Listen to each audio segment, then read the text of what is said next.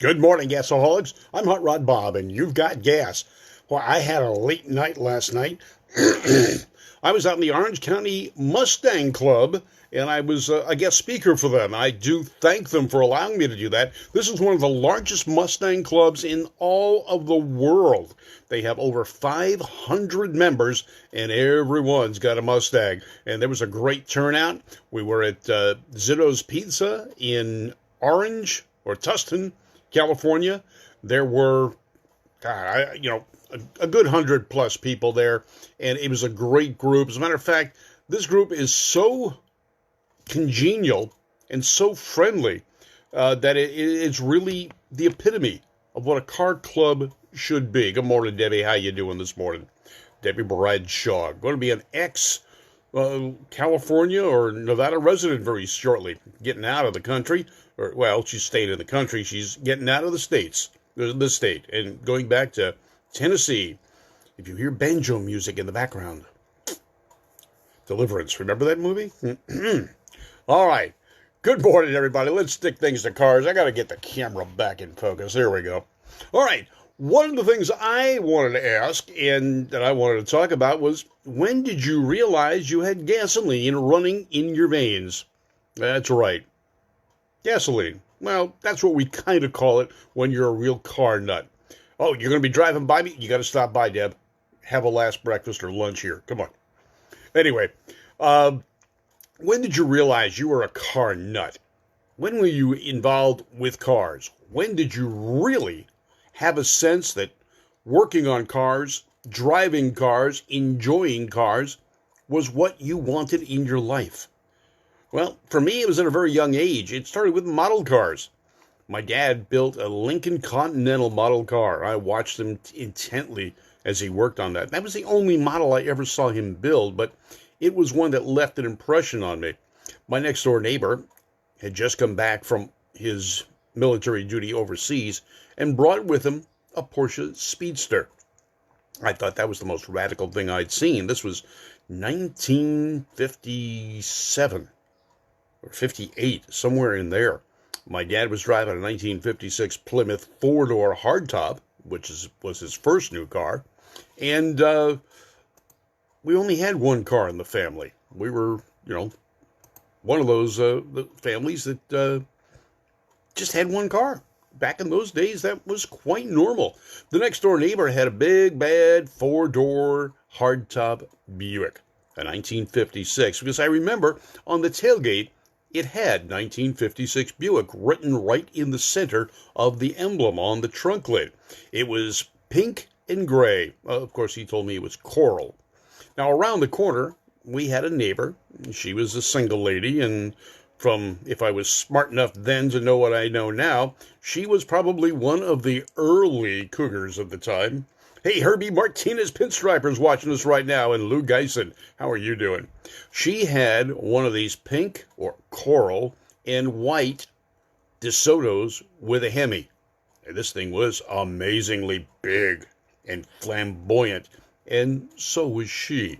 But that was another story, and I was too young to really understand that back in those days. So we looked at the other things. Now, my dad, before that, and I can remember every car he's had. So I guess it goes back a little further. When I was a youngster, and his first car was a Studebaker. Yeah, 1951 Studebaker bullet nose. Loved that car. That thing was cool. Well, we lived in New Jersey by that point in time. And on his way back from work one day, coming across the George Washington Bridge, someone clipped his front bumper and bent it up. Oh, it looked sad. It almost looked like the car was laughing on one side and crying on the other side. Now, it didn't do any damage to the front fender. It just hooked that bumper. Hi, Neil. How are you doing? And Mark McGeorge. Well, he straightened it out by jumping on it. Yes, he jumped on that front bumper, got it back in shape. Now, that car went away, and he got himself a Nash Statesman. Oh, this thing was gorgeous and huge. And the front seats folded down. The whole car inside became a bed. It was great when we went to the drive-in movie, and those were getting real popular back in the 50s.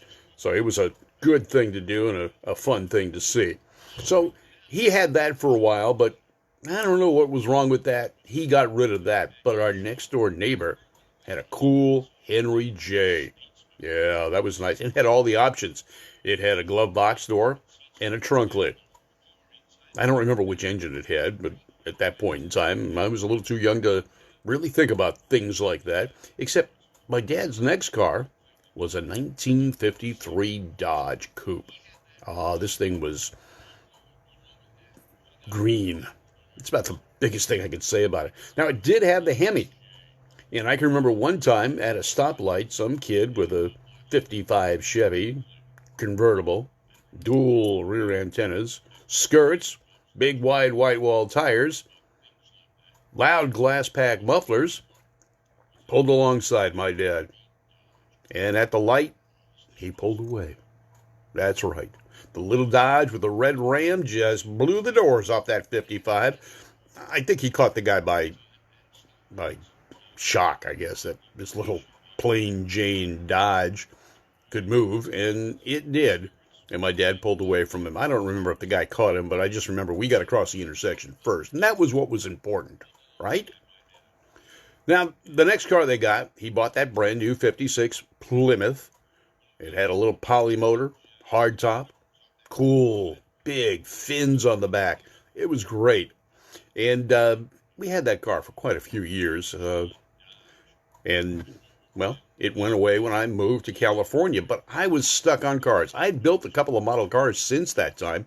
I remember a 1954 Corvette. It was about a 1/16th scale. It was pretty big, and I was pretty small, so it may have looked bigger than it really was. But I built that, and then an MGTD, also another large-scale model, and it was cool. Now, I got into modeling and started doing car models all the time. And I'd save up my allowance, which was 25 cents a week back then, and I'd either buy a hot rod magazine, a hot rodding magazine. At that time, they were Hunk and a few others, but they weren't the big format like we're used to now. They were little pages, is what we called them. And I would buy that, or I would save it up enough to buy a model kit and the paints to do it. And I didn't get into spray painting yet. That wasn't until the mid-60s that I actually was brave enough to do that, and I mastered that pretty well, and still do a pretty good job with the spray can. But the cars and the models started me out at it. At 10 years old, I got my first slot car set, and I've been hooked on slot cars ever since. As a matter of fact, right behind me, you can see the billboard for the old Snake and Mongoose movie. Well, that's actually the bottom of my slot car track that folds up to the wall when I'm not using it. And when I use it, I roll it down, and I can play with my slot cars, which I've got a few hundred. I've got more money in slot cars than I've got in my street rod now. But it's been over a long period of time. And what I've done is along the lines, I've collected slot cars from back in the 60s. And it's cool. I'm having fun. I'm enjoying the things I enjoyed as a kid, again as an adult, and it's just great. Now, my car hobby expanded, and in high school, I bought my first few cars. In high school, I went through 3 cars in 3 years. One, it just didn't work right. It was an Anglia little estate wagon, 2-door station wagon, great surf machine, I thought, but it had a problem that I couldn't fix, and the gas station that I worked at didn't want to fix. So I traded them that car for a little Simca. Now, it's a French Chrysler product. It's a cool little car, Simca Arunde. I love that little car. It ran fine. It handled beautifully. I had never driven anything that handled like that. My mother was driving a 1960 Chevy at the time, and that thing was like sitting in your living room and driving down the street on a cloud. You had absolutely no feeling of what was going on, and it was the car I learned on, but, you know, what can I say? I had a 49 Dodge, 4-door. I thought I taught myself how to drive a stick in that car, but it was actually what they called gyromatic drive. It was a fluid drive. You had a clutch. You had to use that to shift, but you didn't have to shift. If you started out in what was second gear, you could drive all around town with that. And then when you got on the freeway, push the clutch, drop the lever down to the third, and you were now cruising down the highway. It was kind of cool. I liked it. Larry said he had Larry Mohauser's got a Henry J, a 52. Yeah, Dad saved it for him and his brother. Yeah, I had a Henry J later on in life. As a matter of fact, sometimes I'll post a picture of it. Now, the picture I did post today with the introduction to today's show was a picture of my youngest son with his junior dragster. Now, he got the car bug just like I did, and he'd hang around with me.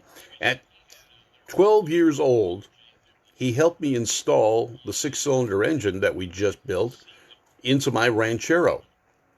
I had just had surgery and really couldn't do much of the work. He did the majority of the work. Little Scotty Beck got that thing running. He got it working. He knew from watching me what to do. And the car habit is also his. He's got gasoline in his veins as well. Now, he's had a number of cars. As a matter of fact, the 57 Ford that I have today was his high school car. He did a stint working at Hollywood Hot Rods for a while as the gopher. And he started working on a Model A of his own. And I can post a picture of that too later on. But he's the car nut. He's currently got a Jeep Wrangler. And that thing's all built up. He's put PASAs or limited slip differentials in it. They're lower gears, bigger tires, lift kits. He's done it all. He's even made his own storage compartments in the back to help with his job so he can take the thing onto the work site and work with it. So he's learned that. He loves off-roading. I don't know where he got that. I'm not an off-road guy, but you know what? It's still part of the automotive hobby, and he's having fun with it. The older son, well, he got into cars for just a little bit. He had a Datsun 510. After the one that I was racing, he decided he wanted one. And that one was short-lived for reasons that only teenagers know, and their parents and their insurance companies. So that car went away relatively quickly. He drove my El Camino for a while, and then got his own car. He got himself a little Chevy S10 pickup, but it was the Isuzu branded version because, heck, that's who I was working for. We got a great deal on it. So he drove that for a while. He had a 64 Malibu 350 SS, cool car. He washed it, got it ready to go out on a date, and when he came out of the house, the car was gone, never to be found again. That was the end of his car hobby. He's not a car guy. He'll drive them, but he's not really interested in them. So what was your cars? What were the cars you liked? What got you involved? Now, some people know me from drag racing. I'm one of the voices for the NHRA Hot Rod Reunion Series and Irwindale Drag Strip, LA County Raceway, and worked at Famoso with the Hot Rod Reunion for a couple of decades now, and many other races, including Circle Track and Road Racer Autocrossing. But what were you into? Tell me. Post it. You can post it either at this page where you see the video, or you can post it on the other page where I announce what we were doing this morning. But cars, they're part of my life. They've always been part of my life. My house is full of remnants of part of my life. The bookshelves are covered in books, and they're all about cars. Whether it's model cars, racing cars, classic cars, or vehicle-specific cars. I've got well over 200 books. I collect magazines, or I did for a long time. As a matter of fact, I finally got rid of them when I had so many cases of magazines, they fit in a 10-foot service van. Yeah, that's right, up to the ceiling. I got rid of those because it's just too much to move around, and I wasn't really looking at them much. So I got rid of them a few years ago. Lightened the load, less for me to move. But I kept a few, and I've kept some of the ones, and I've been lucky enough to have cars that have appeared in some magazines. So I definitely keep those. Good morning, Grant. How are you doing this morning? And Gary Pina, thank you for tuning in. We had a great day last night, or great evening last night at the Orange County Mustang Club, and I hope they enjoyed what I spoke about, and I definitely enjoyed going there. And I've talked about car clubs in the past and the importance of them, And there was no less importance shown at this one.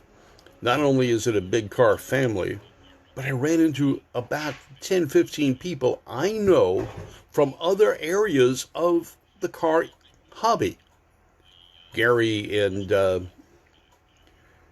oh gosh, Debbie Wagner. Uh, we saw a whole bunch of people there. Tom Baker, just a number of people I know, and that was the great part. Denny Sanders is saying his dad, being in the car business, got him into the cars early. He got him to walk the walk and talk the talk. He raced super stock Mopars, and by the time he could drive, he knew what he was doing. He was into it, and he's got that 1964 Dodge. He's still racing today, and he even owns his dad's super stocker. That's right, he's got it. And that's a tribute right there. Dick Mosley said he got started with his 1939 Ford Coupe and a CAD motor. So it was a Fordilac in 1953. Dave Anton said his dad got me to start turning the wrenches. Well, that's cool. Jerry Weedle, good morning. How you doing? It's nice to... Bob, nice echo. You got an echo going on? Oh, I know what's going on here. I can fix that right now. Let's go there. All right, I got it. What happened is I'm talking on the camera, and my computer was showing what I was doing. So it was kind of going back from the headset into the phone. Got it taken care of, Jerry. Thank you for mentioning that. Don Gady's watching right now. He was one of the original members of the Sauer Sisters racing team. Gady, Safford, and Radican. Top Fuel Car. And Don Gady also, these guys were also members of the Road Kings Car Club, of which I am still a member and go to the meetings when we can have them again. That's another thing that's gone on with this COVID, is a lot of car clubs are not meeting, and a lot of them depended upon meetings and car shows to act like service organizations and provide service to those in need. And the Road Kings had 2 car shows planned for this year. It looks like they may get the second one going, but the first one that comes in June, it didn't happen. So that's kind of hurting. My wife writes the newsletter for the Early Bird Car Club, the Thunderbird Club. So she's involved in cars as well. She's got a 1946 Ford. I posted it a few times. As a matter of fact, it's on the cover of my page.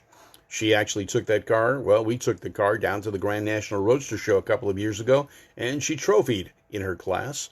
So she's a very happy lady with that. As a matter of fact, she's trophied more with her car in the short time that she's owned it than I have in the 35 plus years that I've owned my car.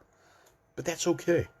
And she's happy and she's enjoying it. And she got the car bug, not from her family. She is the only person in her family interested in cars. And it started at a more advanced age, I guess you could say, after she had been married for a while. And she started getting interested in cars. She's had a Model A for well over 25 years. She's got her 46 Ford. Her daily driver up until about a year ago was a Corvette. And she's definitely a dyed-in-the-wool car girl. She's technically trained as well. She's worked in the automotive industry now for well over 25 years as well, and enjoys it, loves every aspect of it. As a matter of fact, every time she finds a new aspect or new wrinkle, I guess you could say, in the car hobby and sport, she hits me and says, darn you, now I want to do that. On her bucket list, she wants to go to Le Mans. We're going to Bonneville. We were there a couple of years ago, or a year ago. We're going back this year. Bonneville Racing is on Land Speed Record Racing in August. It's got the approvals. They're ready to go. We're going to be there as well. It's going to be a great time. My friend Chico from Moon Eyes here in the U.S., he's got the motor back together on his car. He's going back out again. Hopefully we'll see him there. If things get lifted enough, Jeff Stillwell's coming in from Great Britain. The Lucas Oil Team, 7707. The goal, 300 miles an hour. Don't know when he got the car bug, but he came on early. Now, this guy's got a great daily driver. An Aston Martin with a carbon fiber body. This guy knows how to cruise. Brian, how you doing this morning? So, cars and my life are synonymous. Everything I've done in my life, every job I have had in my life revolved around cars. I was an auto shop teacher coming out of college. I've been doing GAAS, the Great American Auto Scene, since 1990 on radio and TV, and did a show called Getting Sideways for a while in Bakersfield when I worked at Bakersfield Speedway doing the announcing there. I love the cars. I love the history. I love the styling. And I love the enjoyment of driving. I'm a car nut. I got gasoline running through my veins. And this is GAAS, the Great American Auto Scene, Morning Edition. Thanks for tuning in. You are Gasaholics, and I do appreciate it. GAAS, the Morning Edition, brought to you by Valley Head Service, Irwindale Speedway, Irwindale Drag Strip, Moon Eyes, Beach Underwriting, and Service Tech Equipment, where you can get all the equipment you need to outfit that shop to make it work for you. I'm Hot Rod Bob. You've got GAAS, the Morning Edition. Thanks for tuning in. And Colin, thanks for getting here. Take care now.